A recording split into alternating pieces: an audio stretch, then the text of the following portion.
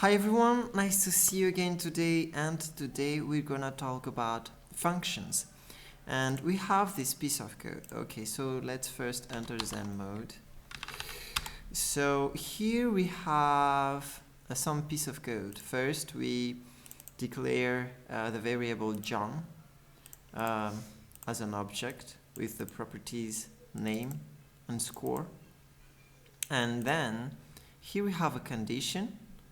If John's score is above 10, log John's name and then has a high score of John's score. Otherwise, print his name and has a low score of John's score. What if we want to do the same for, say, Lisa? So then we will have to first let's try this out, see if this works or not. Okay, let's do a node function.js. Here we go.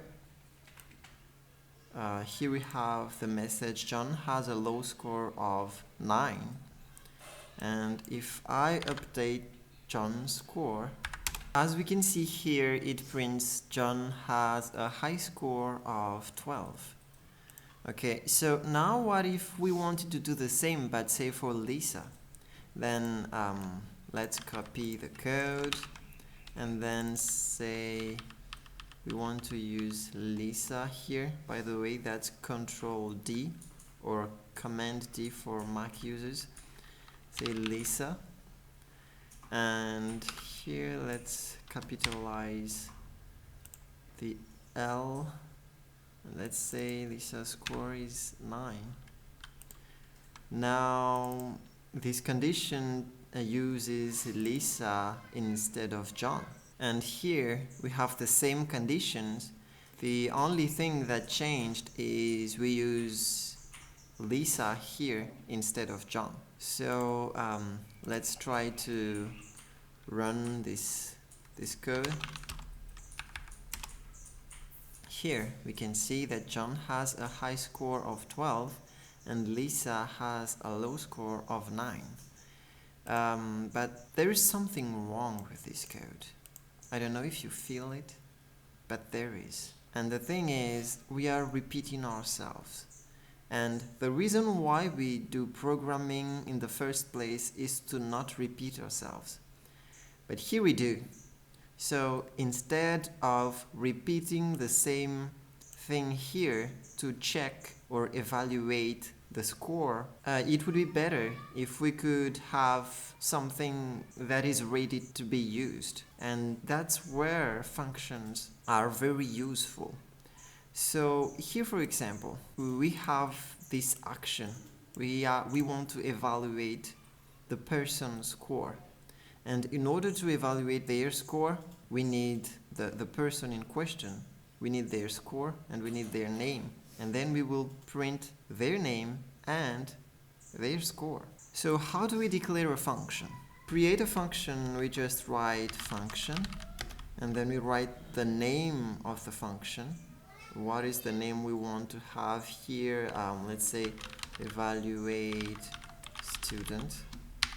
And then we need the student to be evaluated, so we use it as a parameter. So that's what we put inside the parentheses. So let's put student here. And then we open the curly brackets. And this is the function's body. So here is what we want the function to do. So just for now, let's say that we just want to console.log the student that name. Okay, so that's how we create a function. Let's try if it works out. Okay, so in order to use a function, we just need to invoke it. How do we do that? Okay, so we can just do evaluate student and then open the parentheses, and which student do we want to put here? Let's say Lisa. So if this function is executed, then this will print Lisa's name. Why?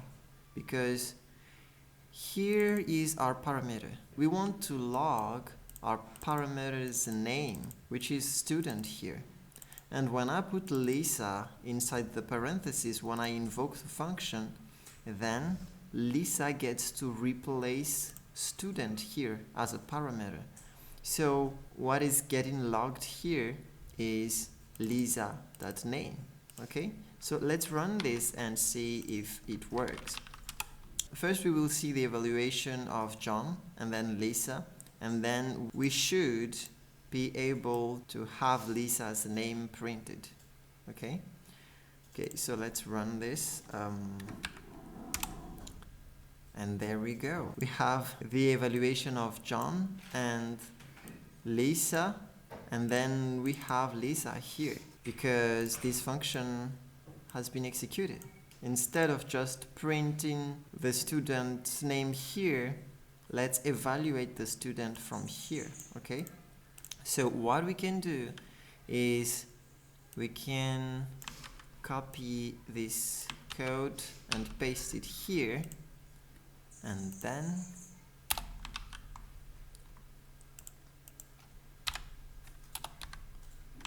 paste it here, and then instead of Lisa we use student. Okay, because that's whoever student we put here, then the student will get evaluated. And even if I remove this and this here, if we rerun the code, what do you think will happen? Okay, so we have declared John and we assigned the object there, and we've done the same for Lisa. And then we have created the function evaluateStudent, which takes a student as a parameter, and then if the student score is above 10, it will print the student's name has a high score of the score. Otherwise it will print student's name has a low score of student score. And then, only then, we invoke the function. So we want to trigger this function with Lisa as the student. Okay? So just to check, let's comment this line first and see if this does anything. So here, as you can see, that there's nothing happening because we haven't used the function yet. But what if we want to use the function for Lisa? Then let's save and then rerun our code again. There you can see that our function got triggered, and now it is printing Lisa as a low score of 9. And what if we want to do the same for John? We just need to re-invoke the function and use John instead. Let's comment Lisa for now and rerun the function, and here we have John's score, which is 12 with his evaluation. Awesome, right? It's really good. So let's do both just for the sake of trying. Okay, so let's print them. Here we have Lisa has a low score of 9 and John has a high score of 12. Amazing, right? So no matter how many students we put here, let's say let do equal name, let's say name is do and score is 18. Do is pretty good. So then we want to evaluate the 3 of them. Okay, so let's re-execute the function, and here we have do. Do has a high score of 18. Awesome, right? Yes. So that's how we use functions, guys. And there is an alternative to this that I want to show you too. So instead of writing function like this, we can also use arrow functions. So let me duplicate this line. We will use the same name of function, and I will comment this. And instead of using the keyword function, we will create evaluate student as a variable instead. So we say let evaluate student equal a function that takes student as a parameter. That's why we put it inside parentheses, and then we put an arrow after the parameters, and that's another way for us to use this function. Okay, so alternatively, you can write functions like this, and this can be useful later. And let's check if we rerun our code, if it still works. And yes, it still works. It evaluates Lisa, John, and Doe. And what we've seen so far is a function that takes a parameter, and the parameter gets printed inside the function. But what if we want the function to return a value instead of just printing something? So in order to do that, we just use the return keyword, and then we put whatever we want to return after the return keyword. Okay, so here, for example, instead of doing console.log, we can return this string here. So for example, let's say instead of console.log, we can do return and return what's here. And so what will happen if we do that? Okay, so let's try to rerun our code. Okay, and nothing happens. Well, nothing happens because we didn't print anything here. And as we didn't print anything, nothing gets printed. So where are the return values put? Well, that's the question here. We need to put them somewhere. Like, for example, instead of just invoking the function and using Lisa as the parameter, we need to put the what's returned from the function inside another variable.